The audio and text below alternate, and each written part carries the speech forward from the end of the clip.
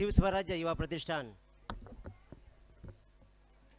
बेलवली आयोजित 2019 पुन्हा एकदा सर्व शिवभक्तांना मनपूर्वक शुभेच्छा देतो।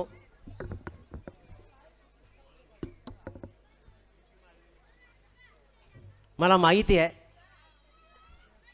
माझ्या वाट्याला फार कमी मिनिटं येतील, कारण तुम्हीही कंटाळला आहात या तिळमात्र शंका नाही आहे। परंतु आतापर्यंत जेव्हा जेव्हा वेळ आली आहे तेव्हा तेव्हा कमीच मिनिटं येतात आणि माझी जुनी सवय की मी जास्त मिनिटं घेतो। जिच्या खुशीतून स्वराज्याचं देखणं स्वप्न निर्माण झालं त्या राजमाता जिजाऊ, ज्या महापुरुषानं हे स्वप्न सत्यात उतरवलं ते राजा शिवछत्रपती, आणि ज्या वारसदारानं हे देखणं स्वप्न आपल्या खांद्यावर लिहिलं पेललं ते राजा शिवशंभू छत्रपती, या तिन्ही महापुरुषांना प्रथम मानाचा मुजरा करतो। परवा वर्तमानपत्रामध्ये एक जाहिरात आली। गेल्या 25 वर्षामध्ये ज्याचा गाडीचा अपघात झाला नाही अशा ड्रायव्हरांचा मुलाखती घेण्याचा कार्यक्रम ठेवण्यात आला। 25 वर्षामध्ये ज्यांच्या गाडीचा अपघात झाला नाही अशा ड्रायव्हरांच्या मुलाखती घेण्याचा कार्यक्रम होता। दिवस ठरला, वेळ ठरली आणि ठरल्या वेळाप्रमाणे ड्रायव्हर आले। मुलाखत सुरू झाली। पहिल्याला बोलावलं, विचारलं मागच्या 25 वर्षापासून एकही अपघात नाही? तो म्हणतो अजिबात नाही, प्रश्न नाही, माझी चालवणी खूप चांगली आहे, सेफ ड्रायव्हिंग आहे, एकदा फक्त ब्रेक फेल झाला आणि गाडी दरीत कोसळली एवढाच, नाही तर अपघात नाही। त्याला सांगितलं व्हा बाजूला। दुसरा आला, त्याला प्रश्न विचारला, गेली 25 वर्षात एकही अपघात नाही? तो म्हणाला अजिबात नाही, मी हळुवारपणे माझ्या पद्धतीने गाडी चालवतो, फक्त एकदा समोरून आला आणि ठोकला आणि माझा पाय मोडला एवढाच, अन्यथा दुसरा अपघात अजिबात नाही। त्याला सांगितलं चला व्हा बाजूला। तिसरा आला, त्याला विचारलं गेल्या 25 वर्षामध्ये एकही अपघात आपण केला नाही? तो म्हणाला अजिबात नाही। आणि खरं हो, गेल्या 25 वर्षाचा रेकॉर्ड काढला, सरकारी कागदपत्र तपासली, त्या माणसाचा गेल्या 25 वर्षामध्ये एकही अपघात नव्हता। गेल्या 25 वर्षामध्ये एकही अपघात नसणं म्हणजे खऱ्या अर्थाने त्या मुलाखतवाल्याला सुद्धा खूप आश्चर्य वाटलं। त्यानं कुतूहलानं त्याला विचारलं, अरे बाबा गेल्या 25 वर्षामध्ये तुझ्या गाडीचा एकही अपघात नाही, तुझ्या या यशाचं गणित काय? त्यांनी गणित अगदी साध्या सोप्या पद्धतीमध्ये सांगून टाकलं। गेल्या 25 वर्षापूर्वी मी माझी गाडी गॅरेजला लावली आहे, ती आजपर्यंत मी बाहेर काढलीच नाही। ज्यांच्या गाड्या गॅरेजला त्यांच्या गाडीचा अपघात होण्याचा प्रश्नच नाही, पण ज्यांच्या गाड्या गॅरेजला ना त्यांना यशाचं ध्येयही गाठता येत नाही। ही सर्वात मोठी महत्त्वाची आणि जमेची बाब आहे।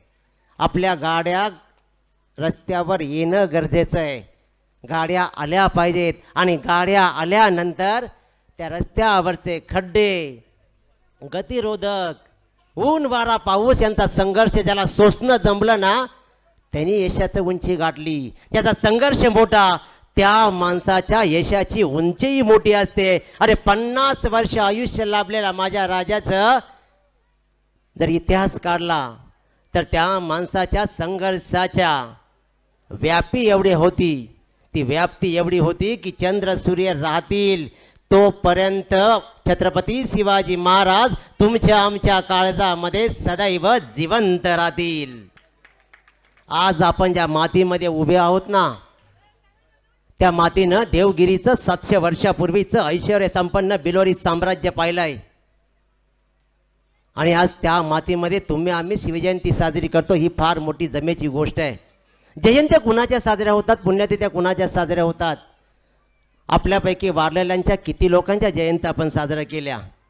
कुणाच्याच नाही।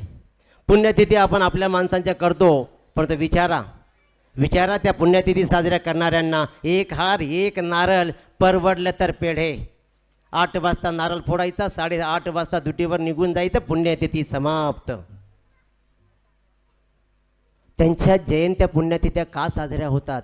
त्यांची जगणं होती समाजासाठी, ती जगली समाजासाठी, म्हणून त्यांच्या जयंत्या पुण्यतिथ्या। आमच्या वाट्याला काय येतं एका बाजूला जन्म आणि एका बाजूला मृत्यू, खतम हुई यात्रा. जय श्रीराम.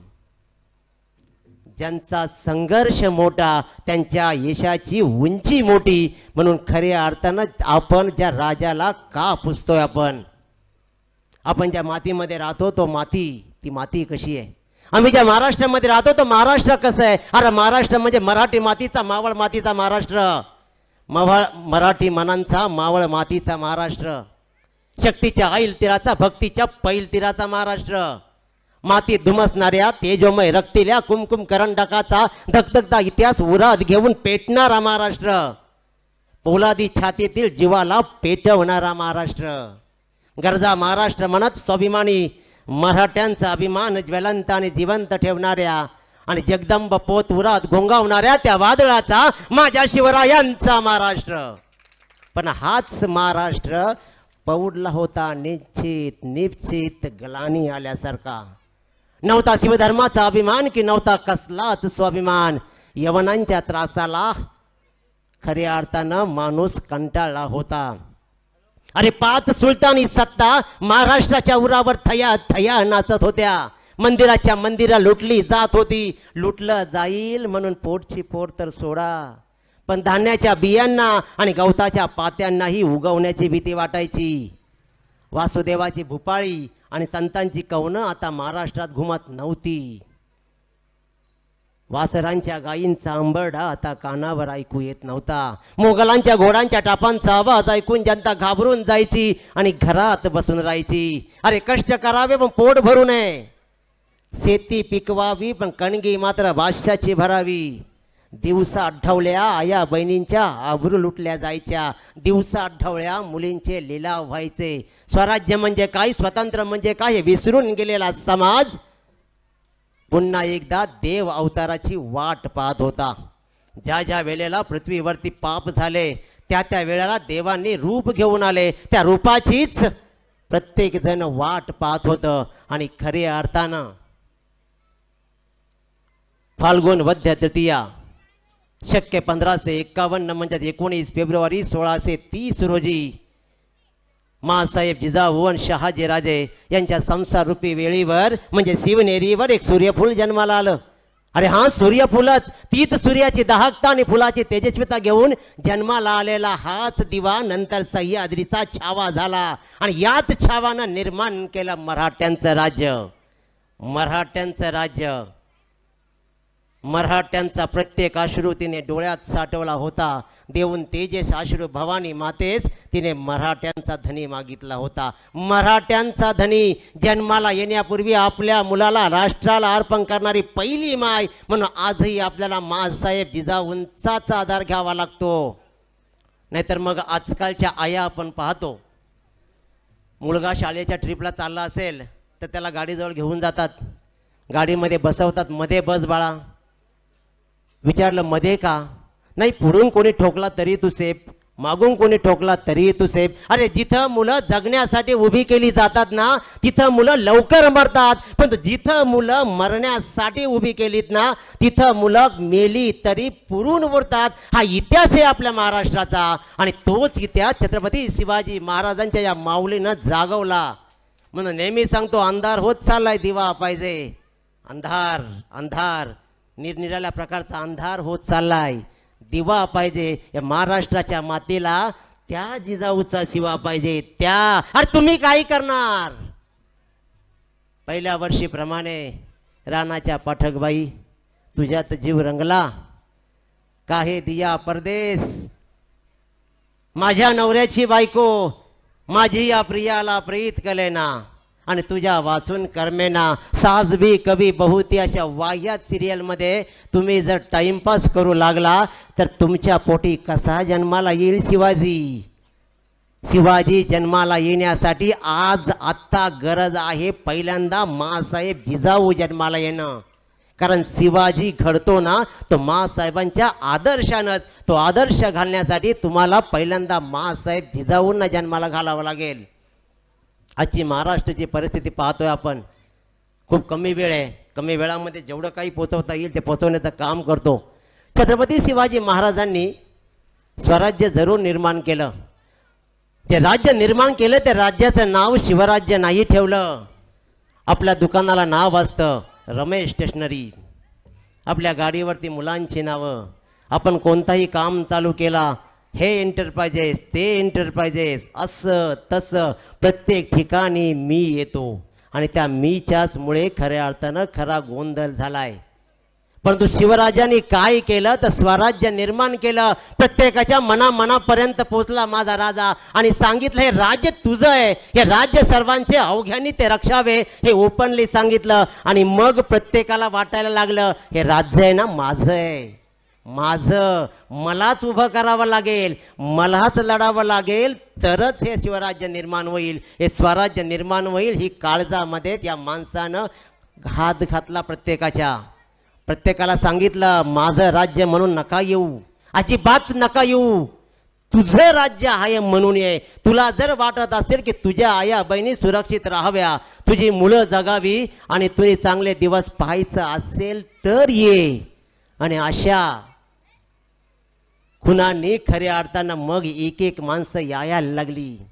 तानाजी, बाजी, कोंडाजी, येशाजी अशी शौर्यशाली धुरंधरांची मांदियाळी मग मात्र खऱ्या अर्थाने स्वराज्यामध्ये हळूहळू यायला लागली आणि हे स्वराज्य निर्माण झालं. स्वराज्य निर्माण करण्यासाठी कित्येकांनी आपल्या प्राणांच्या आहुत्या दिल्या. हे स्वराज्य निर्माण जरूर झालं. छत्रपती शिवाजी महाराजांच्या जयंत्या आज घरोघरी साजऱ्या होत आहेत.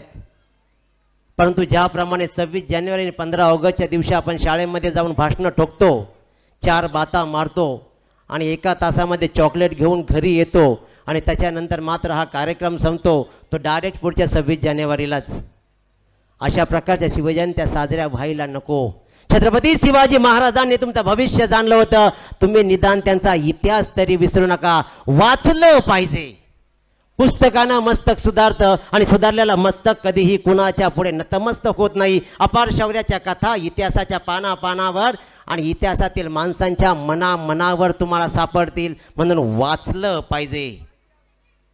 शिवजयंत्या 2 प्रकारे साजऱ्या होतात. त्याच्यावरही बऱ्याच लोकांना ऑब्जेक्शन. अरे मी तर म्हणेन की ज्याप्रमाणे स्वाध्याय बैठकीमध्ये आपल्याला सांगितलं जातं, काही सांगितलं जातं याचा कधीतरी विचार केला का आपण? स्वाध्याय आणि बैठकीमध्ये फक्त चरित्र सांगितली जातात. मी गेलो नाही, ऐकून आहे. एका ठिकाणी श्रीकृष्णाचं चरित्र असतं तर एका ठिकाणी श्री दत्ताचं चरित्र. कारण तुमच्या आमचे चरित्र सांगितले तर कोणीही ऐकणार नाही, म्हणून देवाचे चरित्र सांगितले जातात. आणि त्या चरित्रातून सांगितलं जातं की बाबांनो चांगले राहा, चांगले वागा, हा एकमेव निर्मळ हेतू या दोन्ही कार्यक्रमातून घेतला जातो. परंतु मी तर म्हणेन की ज्याप्रमाणे मठा मंदिरामध्ये आजकाल शिवजयंती साजरी होत नाही, आपण मठा मंदिरामध्ये पारायण लावतो, देवाचं नामस्मरण करतो, परंतु या मठा मंदिरामध्ये आज मी सांगतो की या शिवचरित्राचा आपल्या राज्य घटनेचा एक घटक बनला गेला पाहिजे, तरच प्रत्येक माणसापर्यंत आपला राजा पोचेल. मठा मंदिरामध्ये वाचली जाणारी पारायणाच्या ऐवजी जर शिवचरित्र वाचलं गेलं तर आपला राजा प्रत्येक माणसापर्यंत पोचेल. आज आपण खऱ्या अर्थानं पाहतोय प्रत्येक माणसापर्यंत राजा पोचलाय का? आज गावोगावी मंदिर आहेत, प्रत्येक गावात अनेक मंदिर आहेत, प्रत्येक मंदिरांचा उत्सव साजरे केले जात आहेत, त्यांच्या पालख्या मिरवणुक्या काढल्या जात आहेत आणि त्या पालख्या मिरवणुकांना टाळ्या खऱ्या अर्थानं टाळ वाजवत जयघोष करत आपण या शिवजयंतीच्या ऐवजी त्या देवांच्या पालख्या मनाने आनंदाने लुटतो.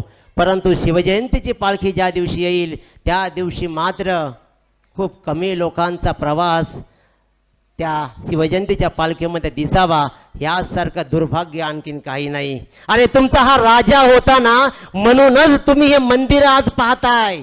हा निव्वळ राजा होता म्हणूनच मठा मंदिरामध्ये आज देव बसलाय, अन्यथा तुम्हाला अल्लाह शिवाय पर्यायच नव्हता. छत्रपती शिवाजी महाराजांनी इतिहास घालून दिलाय, तुम्ही त्याला बरबडू नका.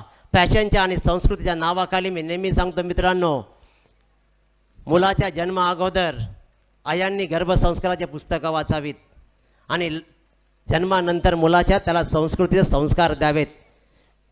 किती आया बहिणींनी गर्भसंस्काराची पुस्तकं वाचली, किती आया बहिणींनी ज्ञानेश्वर समजावून सांगितले, किती आया बहिणींनी तुकाराम महाराज वाचून दाखवले, किती आया बहिणींनी विवेकानंद समजावले. अरे किती आया बहिणींनी शिवचरित्र वाचून दाखवले. कशी तुमच्या पोटी जन्माला येतील शिवाजी महाराज. तुमची मुलं दिवसभर रस्त्यावर असतात आणि एका हातामध्ये टीव्हीचा रिमोट घेत तुम्ही चॅनल सर्फिंग करत करत करत 2 तमाशे लावत त्या मुलाला झोपवता आणि तुम्ही मात्र आरामशीर साज भी कभी बहू थी एका घरातल्या 10 गाण्या पुन्हा पुन्हा. रात्री ऐकलं, रात्री नवऱ्याला पाहू दिलं नाही. सकाळी मीच पाहणार, दुपारीही मीच पाहणार. एक सिरियल 3-3 वेळा पाहण्याचं धाडस दाखवल्यावर मुलं तुमच्याकडून काय शिकतील याचाही काहीतरी विचार करा. आपली मुलं जर मोठी करायची असतील ना तर 3 गोष्टी सांगा. त्याच्या हातात कंदील द्या, त्याला त्या पायाखालची वाट निर्माण करून द्या आणि त्याला सांगा तुझ्या पायाखालचा प्रकाश आम्ही तो निर्माण करून दिलाय, तुझी वाट तो निर्मायची. नंतर त्याला सांगा जी माणसं पायाने चालतात ना ती माणसं फक्त अंतर काढतात आणि जी डोक्याने चालतात ना ती आपल्या ध्येयापर्यंत पोहोचतात. हे त्यांना पटवून द्या आणि हे झाल्यानंतर त्या माणसांना आपल्या मुलांना शिकवा आपल्या डोक्यात आणि आपल्या शेतात काय पिकतं याही पेक्षा मार्केटला काय विकतं हे ज्याला कळतं ना तोच समाज सुधारतो. आणि हे समाज सुधारण्यासाठी तुम्हाला प्रत्येकाने सिंहाचा वाटा उचलला गेला पाहिजे. आपण मोठ्या दिमागानं सांगतो माझा मुलगा ऐकत नाही, माझा अजिबात ऐकत नाही. तुम्ही जर दारू पिऊन घरी यायला लागला तर त्या मुलानं तुमचा काय आदर्श घ्यावा. तुमच्या नवरा बायकोतल्या दोघांच्या भांडणा ती 2 मुलं दररोज दररोज दररोज दररोज पाहत असतात, अनुभव घेत असतात आणि मग प्रत्येक जण ती 2 मुलं आपापल्या परीनं एकावर शिक्का मारतात. हा वाईट, तुम्हाला सांगत नाही कोण वाईट, पण ते ठरवतात तुमच्यातला वाईट कोण. आणि मग पूर्ण आयुष्य जरी सरलं तरी त्या मुलासाठी त्या दोघांच्यातला एक सदैव वाईटच राहतो. मग त्यानं कितीही काम करू दे याला कारणे तुम्ही आहात. माणूस जोडण्याची कामं माझ्या राजानं केलं, स्वराज्य निर्माण माझ्या राजानं केलं. कशाच्या जीवावरती? माणसं जोडली माझ्या राजानं. एक किस्सा सांगेन. माणसं जोडली. एक मुलगा आणि एक वडील होते. वडिलांना शेतामध्ये काहीतरी काम करायचं होतं, परंतु मुलगा 8-10 वर्षाचा मुलगा होता, काम करू देत नव्हता. आणि खऱ्या अर्थानं त्या वडिलांना कळलं की याला काहीतरी कामाला लावला पाहिजे, ज्याप्रमाणे यांनाही काहीतरी कामाला लावलं पाहिजे. जर कामाला लावलं तरच आपलं काम होईल. म्हणून मग त्याने इकडे तिकडे पाहिलं वडिलांनी आणि बाजूला त्यांना जगाचा नकाशा दिसला. त्याने तो उचलला, टरा टरा फाडला, 10-12 तुकडे केले आणि त्या मुलाच्या हातामध्ये दिले आणि त्या मुलाला सांगितला की हा जगाचा नकाशा जोडून आण. वडिलांना खात्री होती हा मुलगा जगाचा नकाशा जोडून आणेपर्यंत माझं काम मी 10-15 मिनिटांमध्ये उरकून मोकळा होईन. आणि वडील त्या मुलाच्या हातामध्ये जगाचा नकाशा देऊन त्या कामापर्यंत पोहोचले. परंतु ते वडील त्या कामापर्यंत पोहोचता तो मुलगा जगाचा नकाशा जोडून वडिलांसमोर उभा राहिला. वडिलांना म्हणतो बाबा जोडून झाला जगाचा नकाशा. वडिलांना आश्चर्य वाटलं, एवढा मुलगा माझा हुशार, तो खरंच जोडलं. त्यांनी पाहिलं तर खरंच त्यांना आश्चर्य वाटला की हा जगाचा नकाशा अगदी काही सेकंदातच जोडला. त्यांना विचारलं, बाळा रे हे तुला कसं जमलं, तू जगाचा नकाशा कसा जोडला? त्यावर त्या मुलानं दिलेलं उत्तर तुम्ही आयुष्यभर लक्षात ठेवा. त्या मुलानं एवढंच सांगितलं, बाबा तुम्ही मला जो जगाचा नकाशा दिला होता ना त्या जगाच्या नकाशाच्या पाठीमागे एका माणसाचं चित्र होतं. मी पहिल्यांदा माणूस जोडला आणि उलटून पाहतो तर काय जगात जग आपोआपच जोडलं गेलं होतं. माणसाला माणूस जोडणं गरजेचं आहे. मी कित्येक वेळा सांगितलं आहे आजकालच्या या कलियुगामध्ये सर्वात मोठे दुश्मन आपलेच भाऊ. त्या भावांना तोडणारा परका, परंतु आपल्याला परकीय सत्ता नेहमीच आक्रमण करत आली आहे. तिथपासूनचा इथपर्यंतचा प्रवास आजही सरला नाही. 2 भाऊ एकत्र राहिले तर भावकी आपल्या वाट्याला जाणार नाही. 2 भाऊ जर भावकी एकत्र राहिली तर गावकी आपल्या वाट्याला जाणार नाही आणि गावकी एकत्र राहिली तर ही पंचकृषी आपल्या वाट्याला जाणार नाही. अशा गावक्या आणि भावक्या एकत्र करत जर आपण जोडलं तर पुलवामामध्ये होणारा हल्ला आपल्यावर उभ्या आयुष्यात होणार नाही. मी तर म्हणेन की त्याने हल्ले नाही, हे हल्ल्याला सर्वात जास्त कारणीभूत आपण आहोत. Unity is the strength. माझा राजा वेगळं पण काय जपतो. आपल्याला आणखीन एक सवय, आपण म्हणतो की औरंगजेब ज्या वेळेला आपल्यावर आक्रमण करून आला, त्या औरंगजेबानं या स्वराज्याच्या यशाचं गणित मांडलं. सर्वात महत्त्वाची गोष्ट म्हणजे हा औरंगजेब होता, हा कोणी साधा सोपा माणूस नव्हता. बरं, आपण जर विचार केला तर आशिया खंडातील सर्वात मोठं साम्राज्य म्हणजे औरंगजेबाचं, आणि आशिया खंडातील सर्वात छोटं साम्राज्य म्हणजे माझ्या शिवरायांचं. यमुनेपासून गंगेपर्यंत साम्राज्य ते औरंगजेबाचं, आणि अवघं 6.5 जिल्ह्यापर्यंत विस्तार झालेलं माझ्या राजाचं स्वराज्य. त्या काळी शिवरायांच्या काळामध्ये 350 कोटी रुपये महसूल होता औरंगजेबाचा. 350 कोटी त्या काळामध्ये, आणि त्या काळामध्ये आपल्या शिवरायांचा महसूल होता 1 कोटी. त्या काळी औरंगजेबाकडे सैन्य म्हणजे त्याचे सरदार होते 14,000, आणि त्या प्रत्येक सरदाराच्या हाताखाली 50,000ची फौज. 14,000 गुणिले 50 गणे डझ, एवढी फौज त्याच्याकडे. आणि आपल्या शिवरायांचा जर विचार केला तर काटून मिटून कसेही जसे हाणले, जसे मिटिंगला आणतो तसे हाणले, तरीही 35,000 कुठे आणि लाखोची फौज कुठे. आणि मग मला सांगा, आपण आहोत कणभर आणि तो आहे मनभर. मग हे कणभर राज्य त्याला कशाला हवंय? जाना तिकडे, अफगाणिस्तान आहे, निजामशाही आहे, आदिलशाही आहे, गोवलकोंडा आहे, तिकडे राज्य कर. परंतु नाही, आपल्या स्वराज्याच्या यशाची गाथा आपल्या मृत्यूपत्रामध्ये औरंगजेब मांडतो. तो सांगतो की खऱ्या अर्थाने जर विचार केला तर इराणचं राज्य शहाबाजचं आहे. तो सांगतोय इराणचं राज्य शहाबाजचं आहे, आणि खऱ्या अर्थानं अफगाणिस्तानचं राज्य हे दुराणीचं आहे. नगरचं राज्य निजामशाहचं, आणि विजापूरचं राज्य आदिलशाहचं, आणि त्याचबरोबर या गोवलकोंड्याचं राज्य मात्र कुतुबशाहचं आहे. म्हणजे हे प्रत्येक राज्य कोणातरी एका राजाचं आहे. परंतु स्वराज्य हे असं आहे की ते फक्त आणि फक्त रयतेच आहे, आणि जिथे राज्य रयतेचं असतं तिथे माणसं मरायला कधीही तयार आहेत. म्हणून हे राज्य मला मिळवायचं आहे. मृत्यूपत्रात लिहिलंय. त्यावेळेला औरंगजेबाने आपल्या स्वराज्याच्या यशाचे गुपित, आणि त्यांनी सांगितलं की बुंदेलखंडाचा राजा छत्रपती शिवाजी महाराजांकडे आला आणि सांगितलं की राज, तुम्ही या महाराष्ट्राचं नंदनवन केलं, माझ्याही राज्याचं नंदनवन मला करून द्या. आणि त्यावेळेला उद्गारला आपला राजा, सांगितला चालता हो. माझं राज्य निर्माण करताना मी माझ्या रयतेला जवळ घेतलंय, माझ्या रयतेचं राज्य आहे, माझं राज्य नाही. आणि ही प्रेरणा घेऊन बुंदेलखंडचा राजा बुंदेलखंडात गेला आणि त्यांनी स्वतःचं राज्य स्वतंत्र केलं. आणि हे त्या औरंगजेबाला माहीत होतं. आणि जर का हा पाया पूर्ण जगभर पसरला तर दिल्लीचं तख्त जायला वेळ लागणार नाही. आणि खऱ्या अर्थानं हेच गुपित त्या औरंगजेबाला माहीत होतं. आणि म्हणूनच या मनभर औरंगजेबानं कणभर आपल्या स्वराज्याला चिरडण्याचा प्रयत्न केला.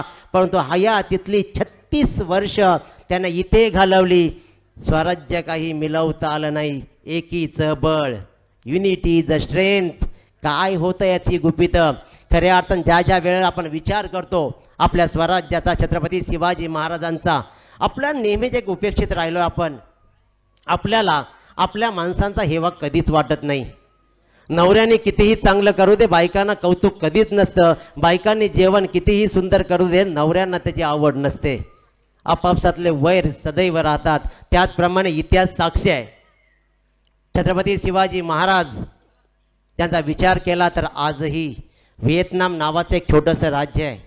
व्हिएतनाम छोटंसं राज्य, मुंबईपेक्षाही छोटं, परंतु स्वतःचं राज्य. अमेरिकेनं 36 वर्ष या व्हिएतनामवर आक्रमण केलं, परंतु 36 वर्ष या छोट्याच्या व्हिएतनामनं या अमेरिकेला विजय मिळू दिला नाही. त्याचं कारण त्यांच्या चौकामध्ये छत्रपती शिवाजी महाराजांचा पुतळा उभा आहे, आणि त्यांचा स्वतंत्र सेनानी, त्याचं नाव हो ची मिन. स्वतंत्र सेनानीची समाधी आहे. त्या समाधीच्या खाली लिहिलं आहे, छत्रपती शिवाजी महाराजांचा मावला इथे चिरशांती घेत आहे. व्हिएतनाम.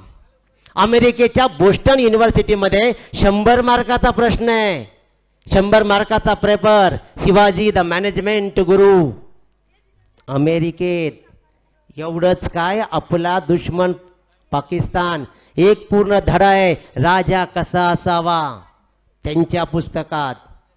110 राष्ट्र माझ्या राजाचा अभ्यास करतात, युद्ध अभ्यास. 110 राष्ट्र. परंतु CBSEच्या 1700 पानांचा सिलेबस आज आपल्या या मुंबई भारतामध्ये आहे. आणि त्याच्यामध्ये छत्रपती शिवाजी महाराजांची जागा माहिती आहे किती? 4 लाईन. भारतात 4 लाईनीचे छत्रपती शिवाजी महाराज आपण गोठवून ठेवलेत. याचा विचार कधीतरी करणं गरजेचं आहे. आपल्या माणसाचा हात पकडून जोपर्यंत तुम्ही आपल्या माणसाला मोठं करत नाही तोपर्यंत तुमचा उद्धार इथेच थांबणार. आणि मग खऱ्या अर्थानं जाता जाता मला माहिती आहे की तुम्ही कंटाळणार, परंतु जाता जाता एकच सांगेन की ही परिस्थिती भयावह आहे. या छत्रपती शिवाजी महाराजांच्या जयंत्या फक्त नावापुरत्या नका ठेवू. छत्रपती शिवाजी महाराजांना डोक्यावर घेऊन नाचू नका. छत्रपती शिवाजी महाराजांचे विचार डोक्यात घाला. तुम्ही तुमच्या जीवनाचा शिल्पकार व्हाल.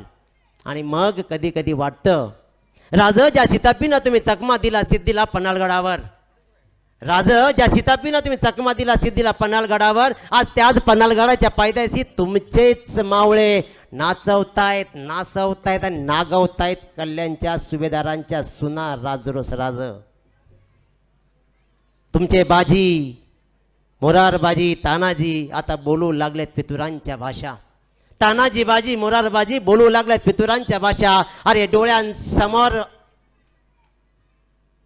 स्वतःच्या घरातल्या बायका पोरांच्या कत्तली होताना बदलत नाहीत त्यांच्या चेहऱ्यावरील रेषा. म्हणून राज वाटतं की तुम्ही जन्माला यायला हवं होतं. राज तुमची आठवण आम्हाला येते कधीतरी. राज तुमची आठवण आम्हाला येते कधीतरी सरकारी कचेरीतील त्या फोटोकडे पाहून. आणि मग करतो आम्ही नियोजन शिवजयंतीचं. मग करतो आम्ही नियोजन शिवजयंतीचं. पण तू घालतो वाद तुमचा जन्मसाल 1627 की तुमचा जन्मसाल 1630.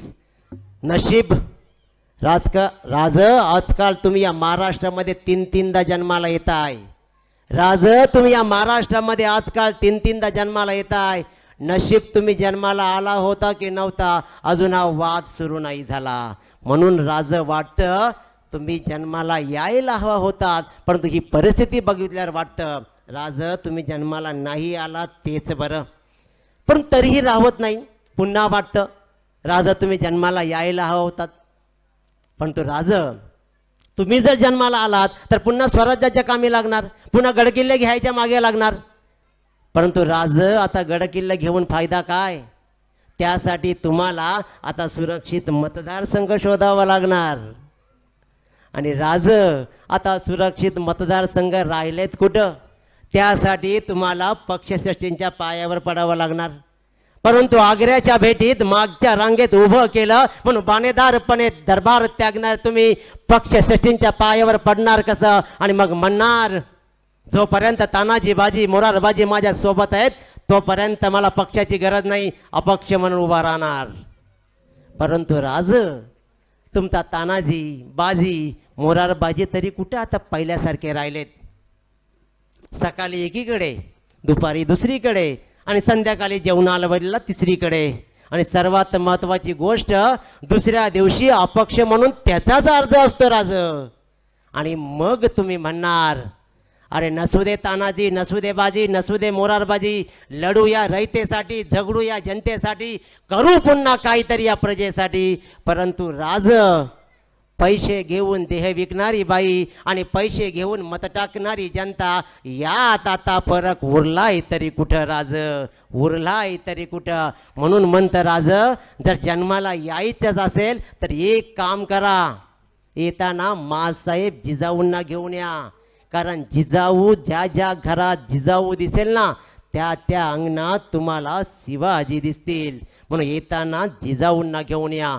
जिजाऊंचा वारसा चालवला छत्रपती शिवाजी महाराजांनी आणि ज्या छत्रपती शिवाजी महाराजांचा वारसा आपण चालवतोय, महाराजांना स्वराज्य निर्माण केलं होतं, ते स्वराज्याचं सुराज्य करणं मात्र आपल्या हातात आहे. जाता जाता एवढंच सांगेन अरे कसे झाले मर्द मराठे मोगलांचे भक्त, अरे कसे झाले मर्द मराठे मोगलांचे भक्त, मराठ्यांच्या तलवारीवर मराठ्यांचेच रक्त. पुन्हा एकदा पेटलेल्या मशालींचा थवा आणि हर हर महादेवाची हवा पाहिजे. या महाराष्ट्राला जिजाऊचा शिवा नाही तर तुमच्यासारखा युवा पाहिजे, तुमच्यासारखा युवा पाहिजे. शिवस्वराज्य युवा प्रतिष्ठान वेलवली यांच्या माध्यमातून माझ्यासारख्या सर्वसामान्य पामराला जी काही संधी दिलीत याबद्दल मी आपला शतशः ऋणी राहील. निश्चयाचा महामेरू अखंड स्थितीचा निर्धारू छत्रपती शिवाजी महाराज महाराष्ट्राची दौलत घडवली त्या राजाला पुन्हा एकदा मानाचा मुजरा करतो आणि मी ते सांगतो. जय हिंद, जय महाराष्ट्र, जय शिवराय.